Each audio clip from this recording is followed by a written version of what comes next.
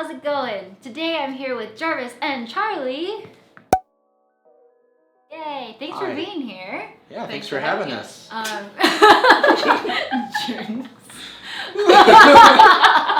So today we're going to be talking about success. Now, success is kind of like an ambiguous, fuzzy type of thing, but I consider you two to be very successful people. So Aw, thank you. We don't think that about you. Ouch. Why are you here? This is my house. Yeah, I thought we'd talk about a little bit. There's a lot of like different definitions on what success is and how you measure success. So yeah, I thought I'd kind of like dig into what you two think about it. So I wanted to first pose the question, how do you define success? I can start. So I think about success as like the agency and the freedom to pursue the work that you want to do. That is a luxury that not everybody has, and being at that point is honestly like at least one of the biggest pillars of success to me. And sort of to get into the nitty-gritty, I think of success on like two axes or two sides, like the internal and the external. Internal is like the pride that you have in your own work, like wow, I did a cool thing and I'm awesome. And the external is being recognized by your peers and maybe your industry. And I think that you kind of need a mix of both. With just one, it doesn't quite work out. Right? Yeah, no, I totally agree with that. Agree with the agency thing and also this two internal and external thing. Right. Because for me, I have to be proud of the work I'm doing, but I also need for other people to like be proud of me and recognize that. Right. Because if I do something that I love and no one else recognizes it or no one else thinks it's any good, then I'm like, oh, this is terrible. I was wrong, you know. And on the other side, if someone else says that I've done something really good and they're like, this is great work, well done, and I'm like, oh no, I don't believe you at all. Like, I don't think that's good, so you're wrong. I think people make it seem like it's very self-involved to be externally validated or to have any of those external factors in your success. No, you should feel like you on your own is successful, but I don't buy into that at all. I think it's kind of like what you said, like they are nothing without each other, and you can have unhealthy balances, but they both have an important role. Yeah, and as humans, I think we just like want positive reinforcement. Like that's part of our nature. Absolutely, that's like an important part of being in a community. We did not evolve in isolation, we evolved in civilization together, and I think that the need for external validation is a natural side effect of that. Completely. So for me, it took a long time to define like what does success look like for me. I'm wondering like how did you two come up with like how you define success? Like was there like a pivotal moment or a time in your life where you realized what success was? Yeah, I think that, so we were talking before we were recording about how I was a nerd basically, let's just put it that way. I was very good at school. And I say good at school because like I was good at doing what was necessary to get a good mark. Right, that doesn't necessarily mean you're a smart person. It just means you're good at playing the system. Yeah. But when you get out into the real world, like no one's giving you an A+ or a gold star for doing your job. Like there's things like bonuses and you know like being praised in meetings and stuff like that. But you're not being graded as such.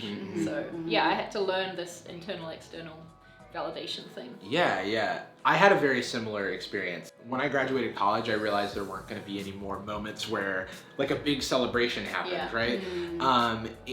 And because of that, it forced me to reevaluate some of the reward systems that I had built up in my brain, right? That was when I started to appreciate the journey. It's okay to have goals, as you should. I think that like I love having goals and striving towards them, but the goal can't just be you can't not enjoy life until you reach the goal that you want, because when you reach that goal, it won't make you happy. It's really just like a new guiding light. It's like a new direction to go down, but if not for the journey that gets you there, it doesn't mean anything. It doesn't mean anything. Yeah, absolutely. Yeah. And I actually echo kind of your two experiences too of like after college you have, I think this is what they call almost like a quarter life crisis, where you're just like, okay, I'm done with school, I went to college, now what? Because up until then you're literally just like, okay, high school, gotta get good grades. In the system, Exactly. So like get into a good school, get good grades, get your master's, get your bachelor's, and then like get your first job. Yeah.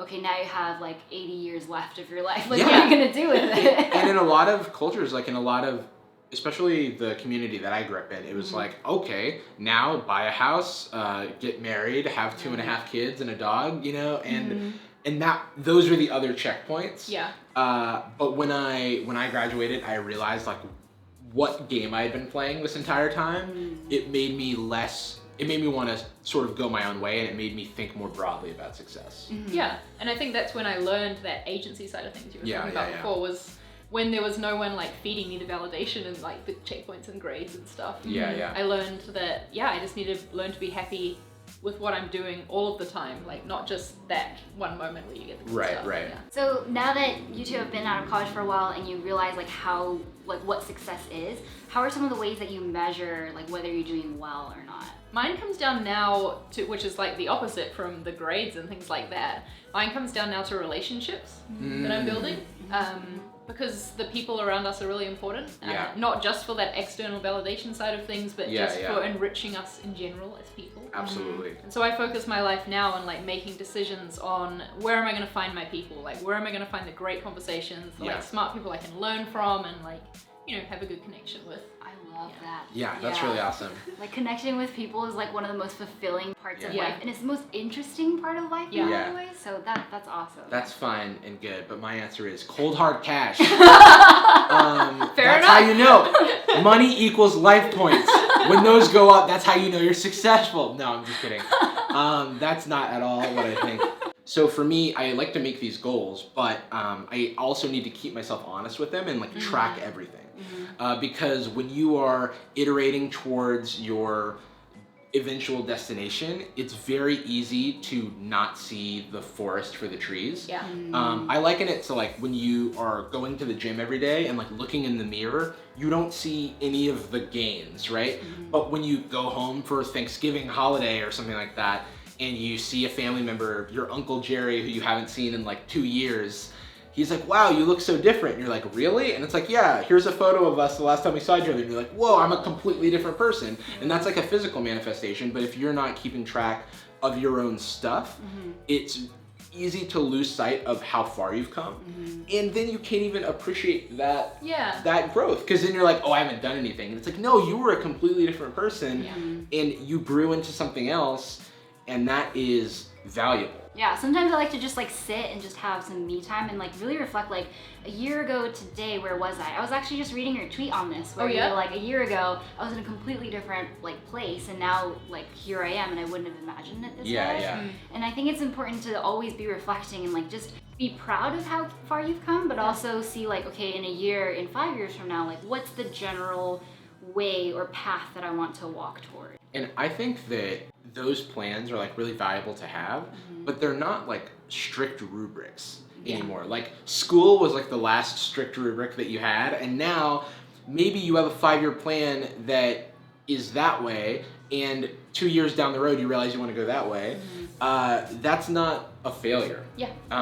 You've gathered more information. I think that that is like the part of the journey that we have to be cognizant of, and we have to appreciate, because that is kind of just like the rest of life. Yeah, that's why I think that you should set goals not based on achieving a certain thing, but more like a certain state.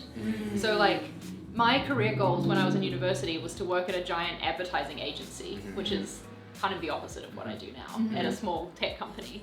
And so if I was judging that as my goal and success, I failed, right? But really what I should have said my goal was to like be doing creative work, be content with what I'm doing, be living a life where I get to make my decisions, work where I want to. Those are the goals that I think you should aim for. Yeah, and I think that goal setting can be really hard sometimes too, because you really have to figure out what's important to you. Like that was something that I think over the last 2 or 3 years that I really understood, like, okay, what are good goals? Like good goals are hard to set, especially in life, but like through like asking about other people's goals and asking, you know, like what are the goals that you set for yourself that you succeeded, like are really important questions to ask yourself. When I was in college, I was like, if I get a job at Google, game over. Like that's it. Roll credits. We did it. Done. Like done. And when I did an internship there, and then that like information, that's kind of an example of like going somewhere and then realizing like, oh, this isn't actually. I had this dream that was based on very little information of what it would actually be like. And it was just like an achievement. It was a huge external one where everybody would be like, oh, good job, you did the thing. And now I work at a smaller company where I have to keep explaining to people what it is. And if I was just basing my success off of like the external, right? Like, do people recognize the place that I work? Then I would be on a completely different trajectory in my life, and I'm really happy with where I am. But we have to be open to our perspective changing as we grow. Totally. Thank you two so much for sharing with us your story. This was really awesome. I love hearing about this stuff from other people, so thanks for having us. We also did collabs on their channels. So Jarvis, what do we do on your channel? And Charli, what do you do on yours? So in this video, we talked about success, and in my video, we're gonna be talking about failure. So mine is not so closely tied in, but these guys are developers and I'm a designer, and so we talked about that relationship. Yeah. And the successes and failures that can happen. There we go. Yeah. That's the segue. So their channels and the collab links will be posted in the description box below. Don't forget to give this video a thumbs up if you liked it and subscribe to my channel. Otherwise, we'll see you next time. Bye. To pursue, you know. Sorry. I don't know why I'm so giggly right now. Okay, sorry. Need I drop a chopstick? So I. Wait, hold on, sorry. I don't want to be like burping while you're.